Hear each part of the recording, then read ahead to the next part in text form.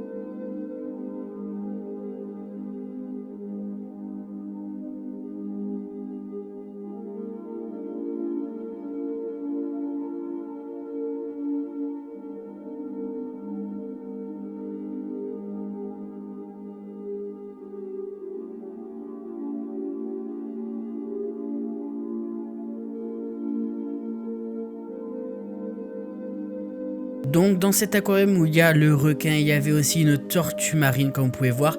C'est une tortue marine qui avait un petit panneau qui affichait qu'ils étaient interdits d'en avoir en captivité, mais que là c'est une exception car ils l'ont simplement sauvé d'une mort, car c'est Tomahawk et sa carapace a été touchée par une hélice de bateau.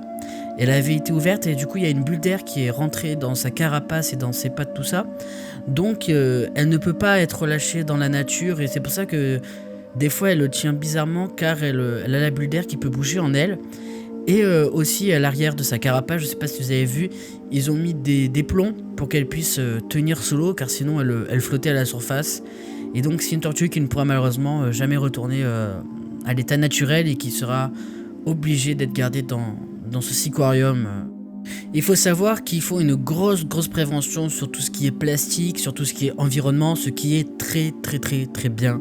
Donc on a toute une partie où on a déjà le compteur de tonnes de plastique produit, plein de photos qui font mal au cœur à voir et toute une zone vraiment où ça parle beaucoup de l'écologie, du plastique, tout ça, avec par exemple il y avait un brassard avec un petit dessin de requin, il y avait marqué que c'était un brassard qui avait été retrouvé dans la mer, tout ça. Et dessus il est marqué pourquoi ce requin est-il dangereux par rapport au fait que les gens ont peur du requin mais que c'est le brassard qui a le petit requin qui est dangereux pour les animaux, tout ça. Enfin c'est assez, ils font ça de manière assez ludique pour les enfants pour bien qu'on comprenne, donc c'est vraiment très bien.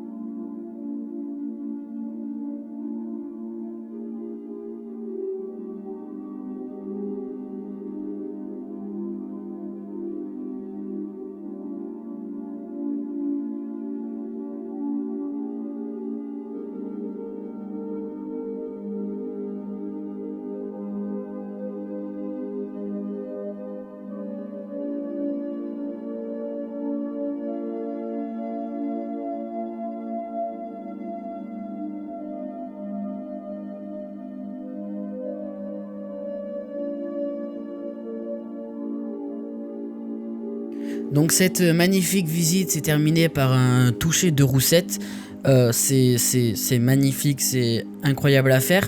Si je pouvais juste donner, pas un conseil, mais un truc qui franchement pourrait améliorer la chose, ce serait peut-être de rajouter quelqu'un qui surveille.